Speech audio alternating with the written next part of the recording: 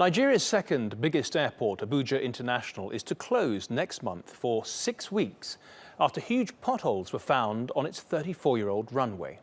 Now, international airlines flying to Abuja have been instructed by the government to redirect their flights to Kaduna, a city nearly 225 kilometers away. As a result, Germany's biggest carrier, Lufthansa, has already announced it's suspending its route to Abuja, citing safety concerns on the highway between Kaduna and Abuja. Analysts expect that other international carriers will follow suit. And many businesses have opposed the move, arguing the closure might significantly hamper work in both public and private sectors. Well, we have Fidelis Umbo with us now here in the studio. Fidelis, of course, you know Nigeria very well. I want to ask you, potholes on a runway, it's a terrifying prospect. Have there been any serious accidents? Well, we've had even Lufthansa, lose one of its landing gears. Right. And had to spend 3 days, the aircraft was more like abandoned for about 3 days before they could carry out repairs. I used the airport in December 2016. And when we landed, I was like, oh my God, yeah.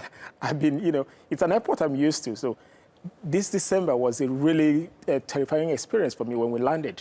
It was really scary. So that was actually when it dawned on me that people complaining about this runway were actually right, that this is really something bad. We've had airlines. What was your experience as you hit the runway? As we hit the runway, it was more like we're almost like, just like the kind of impact you have when you run into a ditch while driving on a major road. My goodness. I was like, is this a runway or did we skid off the runway? Yeah, but it was the actual runway. Yeah. Let me ask you, is that typical of Nigerian infrastructure? Well, the thing is, over the years, we have a situation where government actually, they don't really attend to issues of infrastructure when they're supposed to. Because Abuja Airport was built to last for 20 years.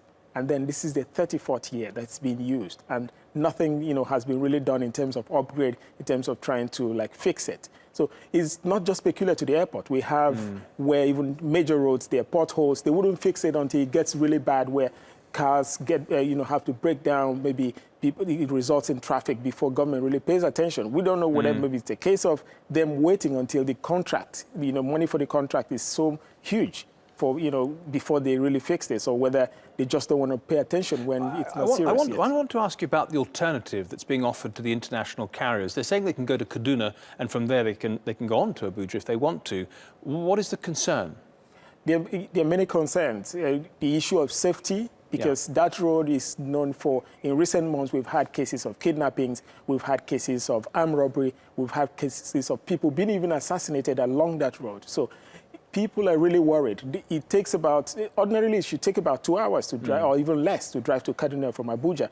But in recent times, it's taking even more than 4 hours because there are potholes. It's not even a very smooth road apart from the other concerns. So people are saying, even local airlines, most times people have to wait for several hours. There are always flight delays in Nigeria. So if, for instance, you get delayed by 4 hours or 3 hours in Lagos and you're flying to Abuja to do government business, you go to Kaduna, you land and you have to spend about 3 to 4 hours. Yeah. That means you've already spent 8 hours trying to get into Abuja. Right. The day is gone. It does sound like it's going to disrupt the economy for a little while.